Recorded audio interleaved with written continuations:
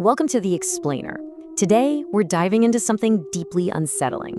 We're going to unravel a terrifying mystery straight from the isolated, pitch-black village paths of India. We'll pull together the clues, dig into the lore, and figure out exactly how a century-old curse actually operated. And, more importantly, how it was finally broken. Seriously, if you've ever wondered how you might actually hack an ancient curse, you are definitely in the right place. All right, let's just jump right in with this incredibly chilling statement. You have broken the rule, now I can comfortably drink the blood of you all. Yikes, right? And here's the kicker. This wasn't snarled by some typical monster. Nope. Just moments before, this entity looked like a totally normal, beautiful woman serving midnight tea to a group of travelers. That sudden, violent snap from warm hospitality to a screaming, terrifying shadow, well, that is the exact crux of our investigation today. So that leads us to the big question driving today's explainer. What is actually hiding out on these dark village paths? And why in the world does this thing demand such a specific, deadly price from anyone who crosses its domain? Well, to wrap our heads around the mechanics of this haunting, we've got to go back and look at the inciting incident. Section 1. The Deadly Forest Encounter. Okay, before we go any further, we really need to establish our setting, and for that we need to define the word pugdendi. Basically, a pugdendi is a narrow, unpaved village trail. We're talking super isolated, cutting right through dense, intimidating nature. And this is the exact spot where a content creator named Faisal, his friend Ayan, and their local guide found themselves at the stroke of midnight, inexplicably being served tea by a lone woman. Now, this perfectly illustrates a completely fatal mismatch.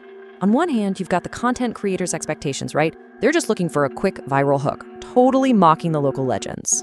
But on the other hand, you have the horrifying reality.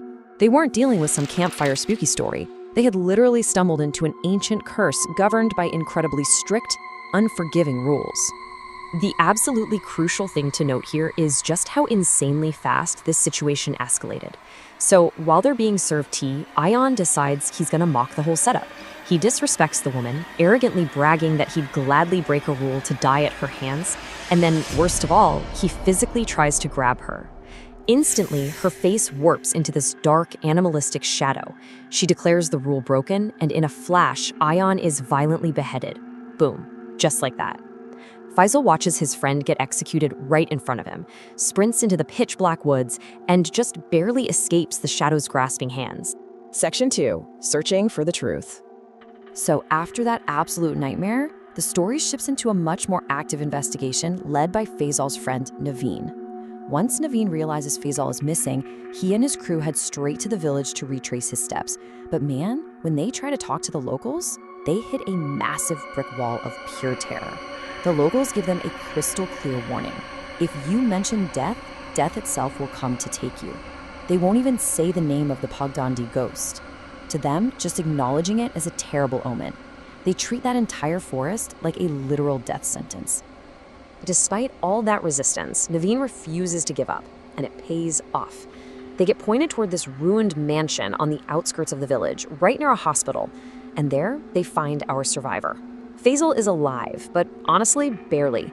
He's totally catatonic. He's just lying there on a cot, murmuring completely incoherently, just utterly shattered by whatever trauma he went through on that pegdandy. He's absolutely no help. But finally, a local elder takes pity on Naveen and points him toward the village library. Section 3. Origins of the Ghost. Now, if you want to defeat an entity, you've got to understand its underlying programming, right? So Naveen hits the library and actually finds a book written by a former librarian who survived a whole night with this ghost by literally just talking to it until 6 a.m. Here's what he learned. 100 years ago, a kind but super strict ruler named King Ratan Singh governed the area. During a royal wedding, they needed someone to serve tea. So a visiting magician literally conjures up a magical servant just for that job. The catch? The magician left, but the servant didn't. Fast forward to the present day, and this magically bound servant is still blindly enforcing the ancient king's rules to protect the forest, brutally executing anyone who steps out of line. You see, there's a really strict hierarchy to this curse.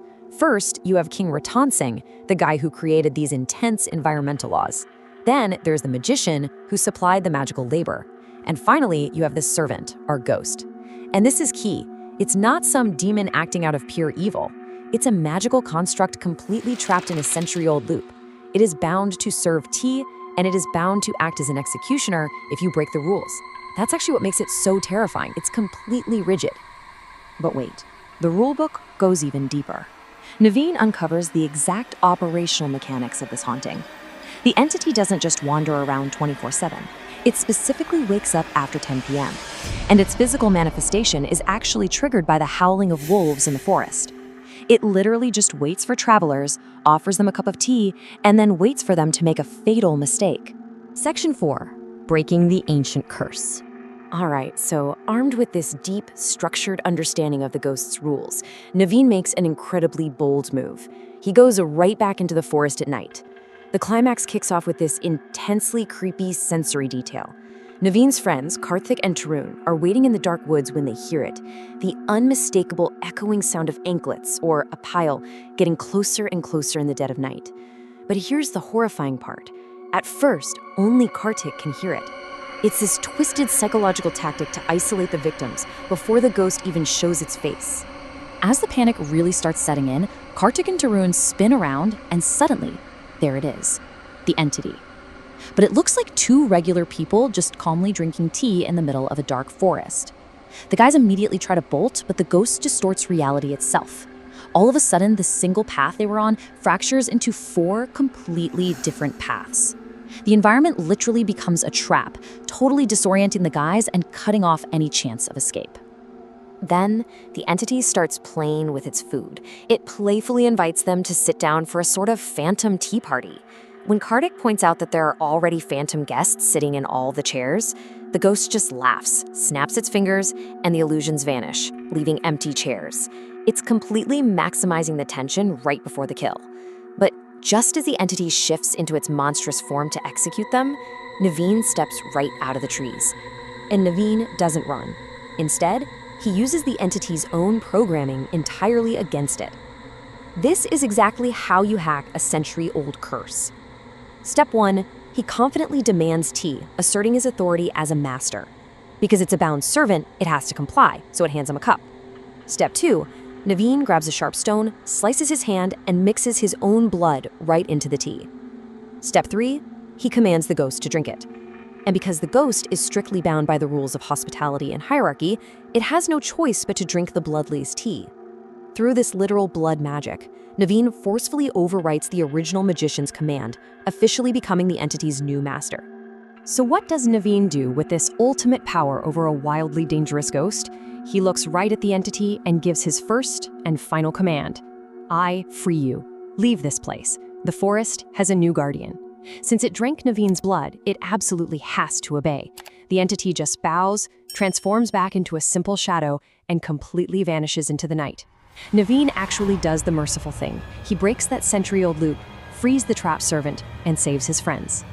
You see, the Pagdanti ghost wasn't defeated by physical force or violence. It was beaten by researching and exploiting its very specific rules. And I think that leaves us with a pretty wild, provocative thought. If a single broken rule from a forgotten king could spawn a whole century of horror on one isolated dirt path, what other ancient magical commands are still blindly operating out there in the dark corners of the world, just waiting for someone to take a wrong turn? Think about that for a bit. Stay curious, and I'll catch you in the next explainer.